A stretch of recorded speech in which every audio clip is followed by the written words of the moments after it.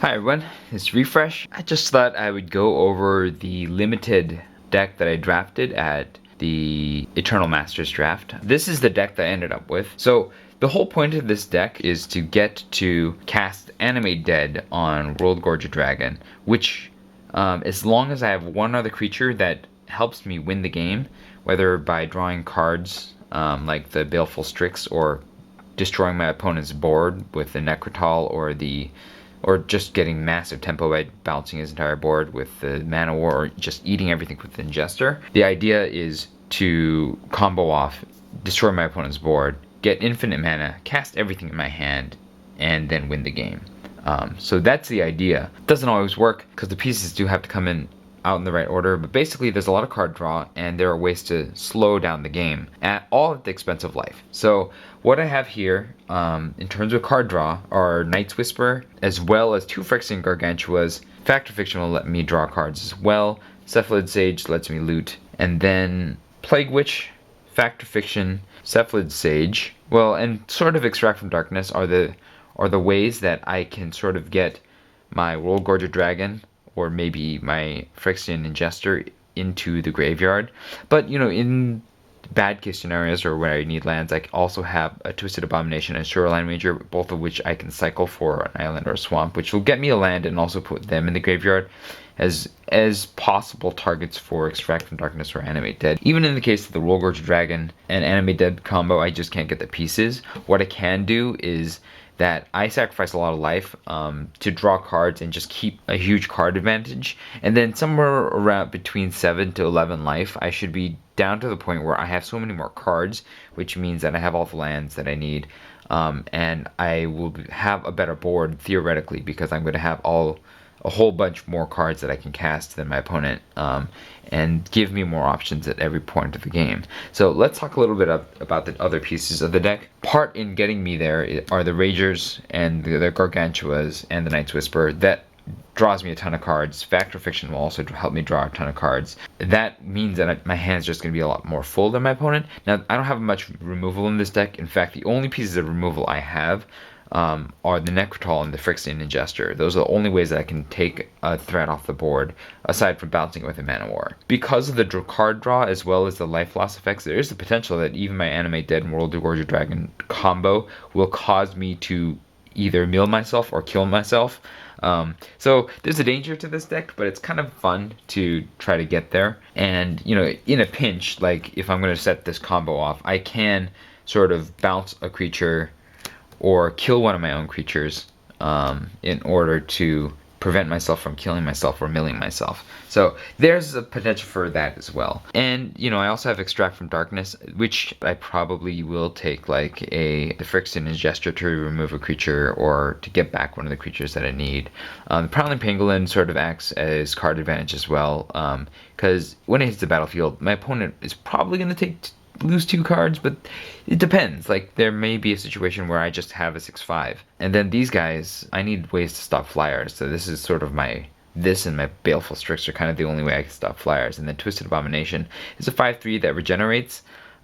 It's sort of in here because I can chuck it for land, but a 5/3 regenerator can do a lot of work on the battlefield, either in attacking or in just chump blocking against big guys. And then surviving thanks to its regenerate. So that's a deck. I got 3 Dismal Backwaters, which helps get some of the life back that I'm going to lose off the Ragers or the Gargantuas or the Night's Whispers. Massive card advantage. Let's show you what I didn't put in the deck and all the other stuff I drafted. So when I started, I think my first pick was the Baleful Strix, and so I was always looking at blue and black, but there weren't a lot of great blue cards, and so there are other things that I picked up. I was looking at maybe going black, white, or black, green. Because the God Enlightened Tutor, this was the last pick, and I picked this as removal if I was going to go that way. I picked the Screeching Scab because I thought it might be a way of getting the World Gorger or the Ingester or something into the graveyard. But then I was realizing that I can't afford to really lose Animate Dead or Extract from Darkness.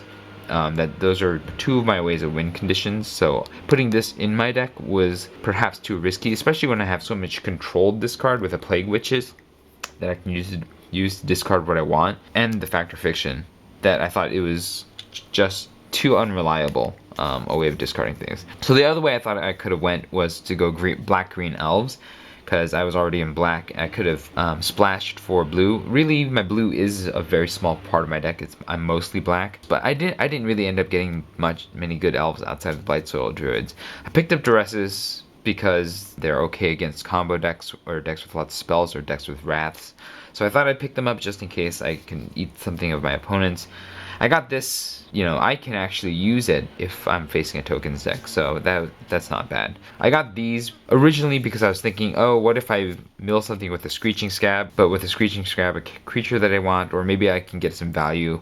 I was thinking about possibly going red after I got the Royal Guardian Dragon before I realized that this is a combo piece right here with the Animate Dead. These weren't very popular at the table, so I just ended up getting one towards the end just in color. I picked up a Wake Dancer because it's in color. I thought maybe things will die and I'll get value off of it, but I ended up deciding that all three of these are a little bit better. Deadbridge Shaman, I feel, is just a little bit better because I don't have a lot of removal, and so I'm gonna have to rely on combat to kill creatures, which, you know, I can't really rely on. And Deadbridge Shaman, when it dies, it'll cause my opponent to discard a card. So that's, I think, slightly better in terms of what is worthwhile. And the 3 power lets it trade against a lot of bigger things. So it's a very defensive sort of approach. I had a Giant Tortoise in my deck because I wanted to have a way of slowing down the early game, because, you know, my deck is not really meant to go very fast. I need ways of blocking until I can get the pieces I need or the card advantage to sort of turn around the game by having a bigger board or just more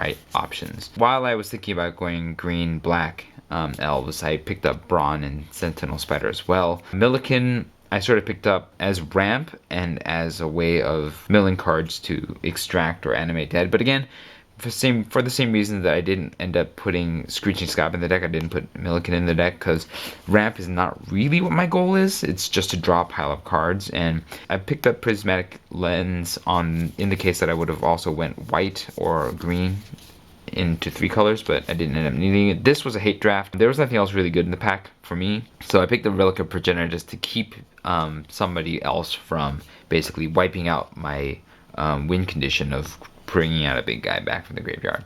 And Tranquil Cove was a pick just in case maybe I could use it to splash white, and I ended up not doing that. This deck gets run over very quickly by any sort of aggressive deck that can get a good start, but when it does work, it's amazing. I will stabilize probably somewhere between 7 and 11 life and have just a superior board, and then it'll put me in a place where I can either go in or at least defend myself against alpha strikes, and then eventually dig for my combo pieces. Now, it is very weak against flyers. Like, I pretty much have no way to defend against them except for the Shoreline Ranger. So that's a problem, but usually what I do with flyers decks is I just go on the assault and then try to gain advantage off of putting pressure on my opponent so that they have to block for their weaker creatures, or I just like crash through. In that case, I would use my removal to either remove the most threatening flyers or to remove obnoxious ground blockers that can keep me from getting in. In the draft, I went 2-1, but only because I got 2 buys. The first game that I played, I just got crushed, and I played against that friend later with the same decks for fun, and I managed to go 2-1 against him the second time. So this deck does work, but yeah, I didn't really get a chance to play it against a variety of decks, which is kind of sad. Alright, thanks everybody, and this was Refresh, and see you next time.